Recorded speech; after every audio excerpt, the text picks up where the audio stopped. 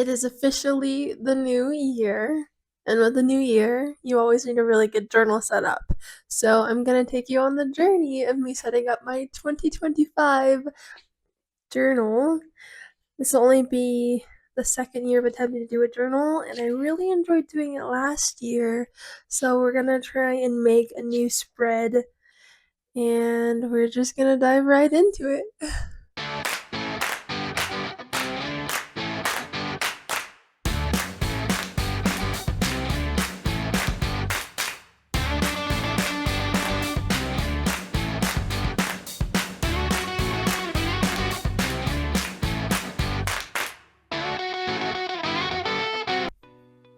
Okay, so I'm gonna start off this year by writing a reflection on the year that we had just completed. So on the first page, I'm going to separate this into two portions and have the top portion to be my highlights of the 2024 year and the bottom portion to be my accomplishments. And I feel like this is a really great page for me to keep referring back to. And so is the other pieces that I write in here. They're just meant for me to come back to them throughout the year and find encouragement to just continue to do the things that I'm excited to do for this new year to come. I do accidentally write 2025, but that's okay. I might fix it. I might just keep it. But ideally you'd write 2024 because that's the year we're writing about. And then I create this little trifold piece and I crimp the edges, or I cut off the edges using this cute little tool that I got. But then on this first little trifold piece, I make 3 sections. On the first section is what challenges did I face this year, and then I divide this into 3 sections. And the top portion says what challenges did I face this year, and then what lessons did I learn, and what mind shifts did I experience this year. And then when you fold it over, I put bold, what is your why? Now, some of the ideas I got for this journal do come from other videos I've gotten, but I feel like it's very important to reflect on why you continue to do whatever it is goals you make for yourself. And it's important to break those down as well. So then once you open up the little trifold piece, I have it split into 2, and the first part is focus. So your goals and priorities, so kind of breaking down your why. And then on the second half, I divide that into 2 columns and I put a why. So what are your positive intentions? Why do you have that goal or that focus? And then how are you going to achieve those goals and focuses? So breaking it down even more into the systems and routines that are going to make that happen. Next is the bucket list. I feel like I never use bucket lists because I write them and I forget them. But this past year, I've realized that I can actually do the things that are on my bucket list, and so I'm hoping to utilize that a little more. Next is getting into the actual 2025 year. Now, I usually just like to write the letters of the year super big, so I write 2025 on the left page, and then on the right side, I am a woman, and I have my Shark Weeks, and I want to keep better track of my period. So then I write out a little period tracker. I just divide it into the months, and then I'll put the days into the month, and then I'll just, whenever I get it, I'll just highlight the numbers of the days that it happened. Whenever I'm making a bullet journal, I'm always trying to figure out what I want the setup to look like. So I'm always outlining it first. I tend to add color at the very end, or at least when I'm solidified on what design I know I want to have. Trackers for me have always been difficult because I usually don't have that very many things that I want to keep track of, but there are very specific needs that I have. So for example, I want to make a whole page out of the period tracker just so I have room to write it out the way that I want it to be written. But otherwise, I don't really care to do a whole page dedicated to just trackers, and you'll see that a little later when I make my calendar outline. I did mess up on the tracker, and I put November twice, so I have to fill it in with a random piece of scrap paper, which doesn't super bother me because I like color, and it does look a little awkward as an overall whole. I debated putting more of the paper pieces on the tracker, but I decided just to leave it, and if it super bothers me in the future, I can always change it. Next, we'll be getting into the monthly calendar. This is a really good area to write down any events or birthdays, really anything you need to keep track of throughout the year. It's a really good way to not forget when something's going to be happening in the future.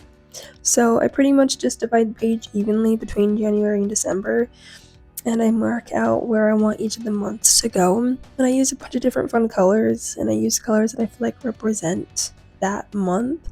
So I've got blue for January and August. I feel like August is a lot of rain. And then obviously December is also snowy and cold.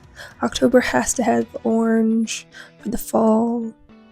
And then I just, February has to have red. But you can make it whatever. And then I make the header piece for the days of the week, Sunday through Saturday. And then I have to write out the calendar, and I make a half box because I'm writing left to right, and sometimes my numbers aren't very evenly spaced. Writing 20 through 31 can be really tricky to fit in, so I know that on my right side I'm gonna probably go over, and these aren't perfect squares, but I'm not super bothered by that. So I mark a half space so I know where I want the start of the calendar to go, and then once I fill in all the dates, I finish off the other half of that square. You can just enjoy me writing it out for these next few seconds.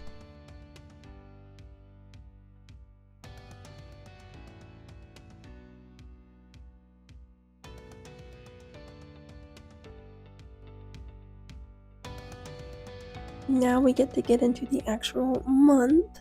So January is obviously the first month of the year.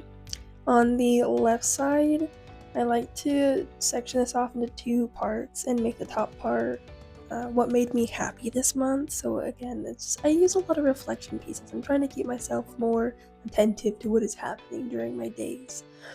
And so that way I can use these as reflection points for the future. And the bottom half is going to be self-reminders, anything that I just feel like comes up. This is also a really good spot to put like lessons that I feel like I learned that year. And then the January page. I go through it really quickly, and I definitely add some more color to it later, but January is very blue for me, so I tried to add some. It's still kind of also Christmassy for me, just a little bit, because that's when it's finally cold. So I add a little snowman to the picture, but these are pages that I usually add more color and designs to as I'm feeling more artsy that day. But next, we'll move on to the January calendar. So I mentioned it briefly, but this is where I do my daily habits. So I first mark out the calendar, and then I put in the numbers, and then I'll put vertical lines on the top row of each box. And this is where I will use my daily habits. So on the side, I messed up, so I had to put in an extra piece of paper to fill in the marks that I was not supposed to make. But I have a little box to mark my daily habits and colors associated with different things that I want to keep track of, but they're not super imperative that I do these every day. It's just like, well, what did I do today? And so then I have colors marked to each activity, and then that top row, I'll just fill in a box with the color associated to the thing I did. So it's already the 10th when I'm doing this video, so I already fill in a few of the days, but I do Duolingo daily, and so then I filled that in. And then on the side I also have January goals, so things that I hope to accomplish this month. And then we get into the weekly spread. So I'm going to divide the left page into 3 columns. I divide it into 7 parts, but 3 columns overall. And so the first column is a small section just to put the days and the week and the date.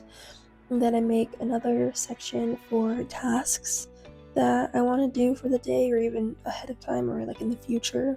If it's a Thursday and I know I have something to do on Saturday, then I'll put a box for tasks in the Saturday column. And then the next column piece is journal.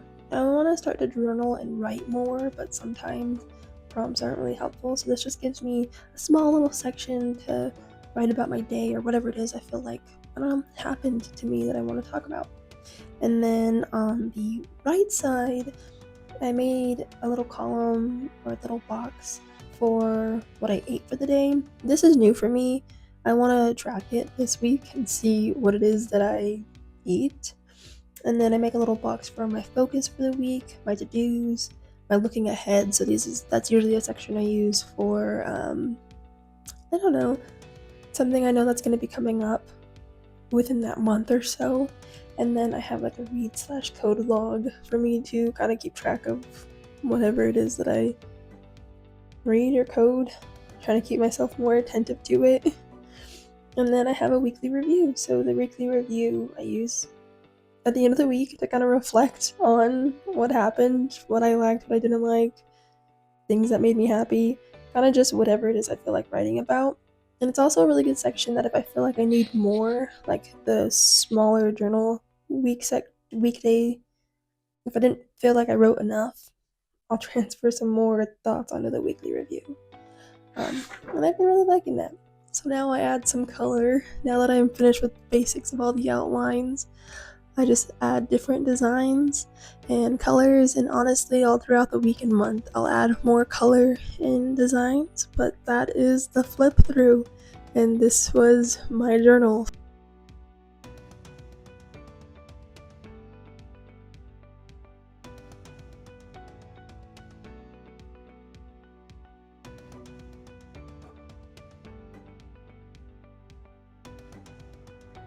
Alright, that concludes the end of the video of me putting together my journal spread for this year and this month and even this upcoming week. I'm going to be using this and writing in it as days go by. It's the 10th today, so I've missed some usage of it, but I can continue to use it and update it as I need to, and so I'm going to add some more fun designs. So I hope that you can also get into journaling, because I find it's very helpful to keep ideas down, and I can take a random page out of the book and just start writing ideas. But I hope you enjoy the video. Until the next project.